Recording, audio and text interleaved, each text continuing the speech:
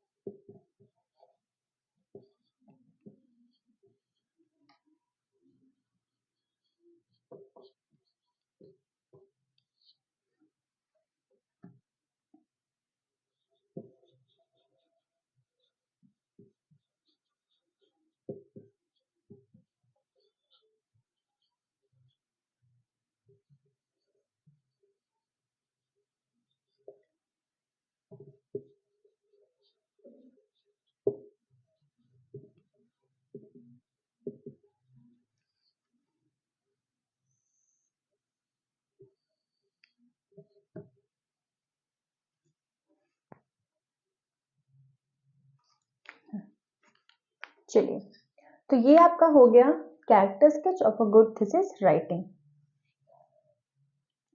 आज की क्लास में हम बात करने वाले हैं कि जब हम थीसिस राइटिंग करेंगे तो कौन कौन सी चीजें हैं जिसे हमें ध्यान में रखना होगा। ठीक है, जब भी हम क्या करेंगे कि थीसिस राइटिंग करेंगे, इन लास्ट में जब हम क्या करेंगे, अपने रिसर्च को कंप्लीट करने के बाद हम क्या करते हैं, रिपोर्ट राइटिंग करते हैं या फिर हम थीसिस राइटिंग करते हैं। तो ऐसी कौन कौन सी चीजों को हमें ध्यान में रखना चाहिए एक अच्छे थीसिस राइटिंग के लिए। चलिए, तो सबसे पहले हम बात करते हैं हमेशा की तरह पॉइंट में।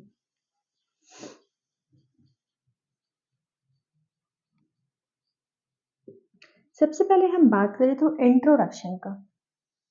जब भी आप थीसिस राइटिंग को स्टार्ट करोगे, सबसे पहले आपको एक अच्छा सा इंट्रोडक्शन लिखना है। इंट्रोडक्शन, कहते हैं ना, first impression is last impression. अगर आपका इंट्रोडक्शन अच्छा होता है तो आगे भी उसको बहुत ही अच्छे से पढ़ा जाएगा। ठीक है, तो इंट्रोडक्शन लिखने पे आपको बहुत ही अच्छे से ध्यान देना होगा, बहुत ही ज़्यादा फोकस करना होगा कि हमारा जो इंट्रोडक्शन है वो बहुत ही अच्छे से हो जाए। जब आप इंट्रोडक्शन को कर लोगे, फिर आप क्या करोगे, आपने इंट्रोडक्शन बहुत अच्छे से दे दिया, उसके बाद आप क्या करोगे, नंबर 2 की अगर हम बात करें तो आप क्या करोगे, हेडिंग्स। आप हेडिंग्स डालोगे, जगह जगह पर पॉइंट्स मेंशन करोगे, पॉइंट्स को आप नंबर में मेंशन करोगे। जैसे कि आप अभी कर रहे हो नेट की प्रिपरेशन, तो मैंने क्या किया, हेडिंग डाला, ये मेरा सब हेडिंग है। ठीक है, और ये भी मेरा क्या है, सब हेडिंग है। तो इस तरह से मैंने क्या किया, मैंने हेडिंग्स डाला, सब हेडिंग्स डाला, तो फिर आप भी क्या करोगे, हेडिंग्स डालोगे। ठीक है, फिर क्या करना है, पॉइंट और नंबर्स में लिखना है। जैसे कि ये मैं पॉइंट में लिख रही हूँ और ये मैं नंबर में लिख रही हूँ। ठीक है, इसी तरह से आपको अपने थीसिस राइटिंग में भी करना है। ठीक है, जब आपका यहाँ तक आप कर लोगे, हेडिंग्स कैसे डालना है, अलग अलग सेक्शंस में, अलग अलग पैराग्राफ में, जब आप अलग अलग पैराग्राफ को स्टार्ट करोगे तो वहाँ पर आपको क्या करना है, वहाँ पर आपको हेडिंग्स मेंशन करना है कि अब जो आप पैराग्राफ स्टार्ट कर रहे हो वो किस चीज़ के बारे में है, ठीक है। वहाँ पर आप जैसे ही हेडिंग डालोगे तो जो जो आपका गाइड होगा या फिर जहाँ पर आप सबमिट करोगे वो देख करके ही समझ जाएगा कि हाँ अब आप इसके बारे में बातें कर रहे हो। और अगर आप हेडिंग्स नहीं डालोगे, सब हेडिंग्स नहीं डालोगे, तो फिर उन्हें क्या लगेगा कि लगता है जो ये इंट्रोडक्शन का ही पार्ट है, क्योंकि जब जब तक आप उसको पार्ट नहीं करोगे, हेडिंग्स में अलग अलग सेक्शंस में पार्ट नहीं करोगे, तब तक रिसर्चर को नहीं समझ आएगा। तो सेक्शन में भी डिवाइड करना बहुत जरूरी है। क्या करना बहुत जरूरी है, सेक्शंस में, सेक्शंस में डिवाइड करना बहुत जरूरी है, अलग अलग सेक्शंस में, अलग अलग पैराग्राफ में, ठीक है, बहुत जरूरी है। जब आप अलग अलग सेक्शन, अलग अलग पैराग्राफ में आपने डिवाइड कर लिया, आपने अलग अलग पॉइंट में लिख लिया, नंबर्स में लिख लिया, हेडिंग्स में लिख लिया, फिर आपको क्या करना है, फिर आपको ध्यान रखना है कि आप जो भी वर्ड का यूज करोगे वो बहुत ज्यादा टेक्निकल नहीं होना चाहिए, क्योंकि टेक्निकल, हमें हमेशा ऐसा वर्ड का यूज करना चाहिए जो इजी हो, जिसमें क्लैरिटी हो और जिसे पढ़कर जिसको कुछ नहीं आता है वो भी समझ जाए, ठीक है। वर्ड्स में इतनी ज़्यादा क्लैरिटी होनी चाहिए। बहुत ज़्यादा टेक्निकल वर्ड आप इसमें भर दोगे तो हो सकता है ना कि अगले को समझ भी ना आए कि आप कहना क्या चाह रहे हो, या फिर अदर रिसर्चर जब आपके ये थीसिस को पढ़े तो उसको भी समझ ना आए कि आप कहना क्या चाह रहे हो। तो आपको एंड ऑफ द डे किस चीज़ का ध्यान रखना होगा, आपको ध्यान रखना होगा कि आप बहुत ज़्यादा टेक्निकल वर्ड का यूज़ नहीं करोगे, ठीक है। नंबर 4 की अगर हम बात करें, do not use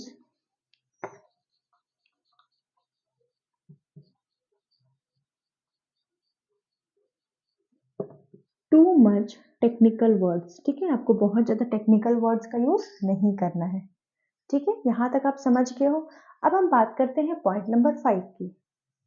ऐसा नहीं है कि आपको ये सीक्वेंस में लर्न करना है, पर हाँ सीक्वेंस में ऐसा दे रही हूँ कि आप जब इसको करोगे ना तो आपको लगेगा कि नहीं, सबसे पहले इंट्रोडक्शन को ही ध्यान में रखना है, क्योंकि सबसे पहले तो आप इंट्रोडक्शन करोगे, फिर आप हेडिंग्स करोगे, पॉइंट्स लिखोगे, नंबर्स लिखोगे, अलग अलग सेक्शंस में डिवाइड करोगे, पैराग्राफ्स बनाओगे, टेक्निकल वर्ड का यूज नहीं करोगे।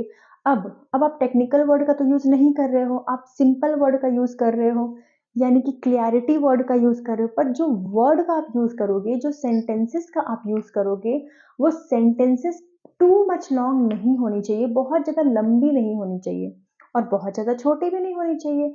यानी कि सेंटेंसेस इतना आप करिए जिससे अंडरस्टैंडिंग बन जाए, ठीक है। बहुत ज़्यादा भरना भी नहीं है और बहुत ज़्यादा इतना भी छोटा नहीं कर देना है कि किसी को समझ ही ना आए, ठीक है। तो आपको छोटे छोटे सेंटेंसेस में लिखना है, जिससे कोई भी जब आपके थीसिस को पढ़े तो उसको अच्छे से समझ भी आना चाहिए, ठीक है। अगर पॉइंट नंबर 5 की बात करते हैं तो क्लियरिटी होनी चाहिए, क्लियरिटी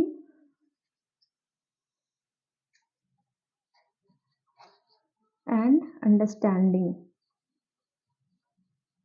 क्लियरिटी और अंडरस्टैंडिंग होनी चाहिए।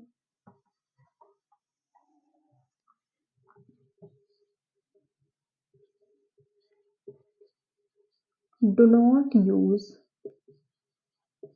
टू मच लॉन्ग सेंटेंसेस और टू मच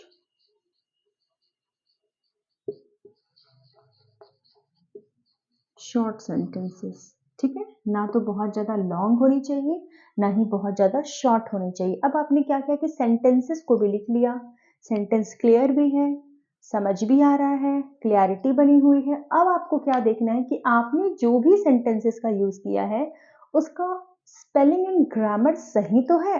तो आपको क्या देखना है, आपको चेक करना है स्पेलिंग एंड ग्रामर, ठीक है।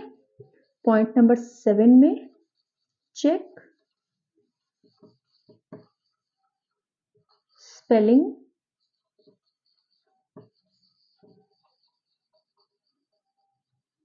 एंड ग्रामर, आपको स्पेलिंग एंड ग्रामर को चेक करना है। अब आपने क्या किया, स्पेलिंग एंड ग्रामर को भी चेक कर लिया, फिर आपको क्या देखना है, आपको देखना है कि वो एक्यूरेट होना चाहिए और एरर फ्री होना चाहिए। आप जो भी थीसिस राइटिंग करोगे वो क्या होना चाहिए, वो आपका एक्यूरेट होना चाहिए और क्या होना चाहिए, एरर फ्री होना चाहिए। किसी भी तरह का एरर उसमें नहीं होना चाहिए, ठीक है। तो पॉइंट नंबर 8 की अगर हम बात करें तो ये एक्यूरेट होना चाहिए एंड एरर फ्री होना चाहिए, ठीक है। ये हो गया accurate and error free. Finally आपका सब कुछ सही से जा रहा है, आपने एक्यूरेट भी कर लिया, एरर फ्री भी कर लिया। और हाँ, स्टार्टिंग में जब आप इंट्रोडक्शन के पहले वाले पेज में आप क्या करते हो, इंडेक्स लिखते हो, ठीक है। जब आप इंडेक्स लिखोगे और साथ ही साथ आप एब्रिविएशन भी करते हो, जब आप ये दोनों को मेंशन करोगे फिर आपको क्या करना होगा, आप इसको ना नोट कर लीजिए, फिर मैं यहाँ पर आपको बताऊंगी।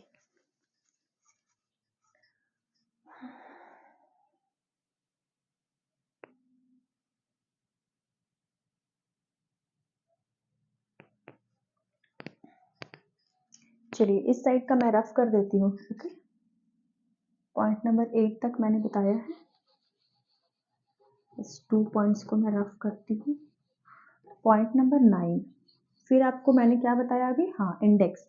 आपको इंडेक्स को भी ध्यान में रखना है, इंडेक्स एंड एब्रिविएशन। आपको इंडेक्स को ध्यान में रखना है, इंडेक्स को आपको बहुत ही अच्छे से फिल करना है। इंडेक्स बेसिकली होता क्या है, आप जो भी चीज़ें को नोट डाउन कर रहे हो, जो भी चीज़ें का आप राइटिंग कर रहे हो, उसके बारे में आपको इंडेक्स में शॉर्ट में बताना है कि हाँ मैंने चैप्टर 1 में ये किया, या ये बेसिकली चैप्टर तो नहीं होती है लेकिन फिर भी आपको इस तरह से मेंशन करना है कि मैंने पेज नंबर इतना में ये किया, पेज नंबर इतना में मैंने ये किया, ये किया। इस तरह से आपको बेसिकली इंडेक्स बनाना होता है। और जब आप एब्रीविएशन करते हो, एब्रीविएशन बेसिकली होता क्या है मैं आपको बता दूं। जैसे कि हम सपोज दैट जब हम यूजीसी नेट की प्रिपरेशन कर रहे हैं, ठीक है, तो यूजीसी, ये जो आपको यूजीसी मैं जो रोज आपको लिखती हूँ, ये क्या है, एब्रिविएशन है, ठीक है। इस एब्रिविएशन ये क्या है, शॉर्ट फॉर्म है, इसको आपको पूरा फुल फॉर्म में भी बताना पड़ेगा। कहाँ पर, अपने इंडेक्स में, ठीक है। अपना आपका जो इंडेक्स का पेज होगा, एब्रिविएशन का जो पेज होगा, वहां पर आपको क्या करना है, वहां पर आपको फुल डिटेल्स भी लिखना है। जैसे कि इंडेक्स में आपने क्या लिखा, आपने इंडेक्स में लिखा कि रिसर्च एप्टीट्यूड, या फिर आपने लिख दिया character sketch of a good thesis. आपको ये नहीं लिखना है, मैं आपको एग्जांपल दे रही हूँ कि मान लीजिए मैं ये चैप्टर पढ़ा रही हूँ, तो मैंने अपने इंडेक्स में लिख दिया रिसर्च एप्टीट्यूड, या फिर मैंने लिख दिया character sketch of a good thesis writing, ठीक है। ये मेरा इंडेक्स हो गया। जब मैं एब्रिविएशन को यूज करूंगी तो मान लीजिए मैंने लिख दिया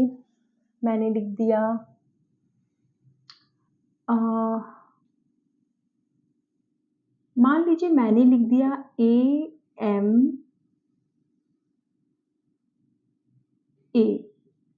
ठीक है, AMA मैंने लिख दिया। AMA में भी बेसिकली ये रिसर्च एप्टीट्यूड का ही एक पार्ट है, अमेरिकन मेडिकल एसोसिएशन, ठीक है।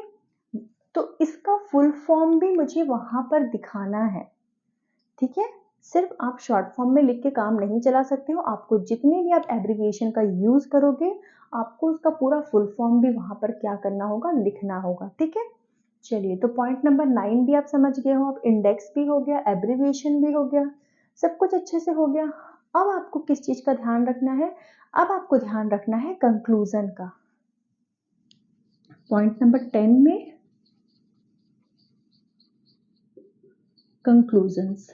कंक्लूजन्स का अब आपको ध्यान रखना है। इसमें बेसिकली आप क्या ध्यान रखोगे, आप तो कहोगे कि ठीक है कंक्लूजन है तो मैं लिख दे रही हूँ, 4 to 5 सेंटेंसेस में मैंने पूरा कंक्लूजन लिख दिया। लेकिन कंक्लूजन उसी चीज का होना चाहिए जिसका आपने अपने पूरे थीसिस राइटिंग में, जिसके बारे में आपने लिखा है, आपने अपने जो भी चीजों का रिसर्च किया है, बेसिकली उसी के बारे में क्या होना चाहिए, कंक्लूजन होनी चाहिए। ऐसा नहीं कि आपका टॉपिक कुछ और है, कंक्लूजन कुछ और है, दोनों रिलेट नहीं हो पा रहा है, ऐसा नहीं करना है। आपको रिलेट करते हुए कंक्लूजन लिखना है। कंक्लूजन क्या होता है? कंक्लूजन, अगर कोई आपका पूरा थीसिस को नहीं भी पढ़ता है तो कंक्लूजन पढ़ के उसको समझ में आ जाना चाहिए कि आपने अपने रिसर्च में किन बातों को लिखा है, ठीक है। अब पता चला कंक्लूजन कुछ और है, उसने कुछ और समझ लिया और आपका थीसिस राइटिंग कुछ और है, तो फिर यहाँ पर बात नहीं बनेगी। बात तब बनेगी जब आपका कंक्लूजन जो है वो रिलेटेड होगा किससे? आपके रिसर्च, आपकी रिपोर्ट राइटिंग से, आपके रिसर्च से, ठीक है। Conclusion related to the topic, topic से वो क्या होना चाहिए? रिलेटेड होना चाहिए। तो इस तरह से आप क्या करोगे? इस तरह से आप एक अच्छी रिपोर्ट राइटिंग करोगे, एक अच्छी थीसिस राइटिंग करोगे, ठीक है। आई होप मुझे लगता है कि आप सभी को बहुत अच्छे से समझ में आ गया होगा। तो यहाँ पर हमारा जो ये चैप्टर था रिसर्च एथिक्स का, ये हमारा कंप्लीट हो चुका है। कल हम एक नए चैप्टर के साथ अपनी क्लास की शुरुआत करेंगे और फिर वो आपका लास्ट चैप्टर होगा रिसर्च एप्टीट्यूड का, ठीक है। वहां पर हमारा पूरा रिसर्च एप्टीट्यूड कंप्लीट हो जाएगा, फिर हम कोई और न्यू चैप्टर को स्टार्ट करेंगे। तब तक के लिए थैंक यू सो मच। एक लाइक करिएगा जिससे मुझे मोटिवेशन मिलता है।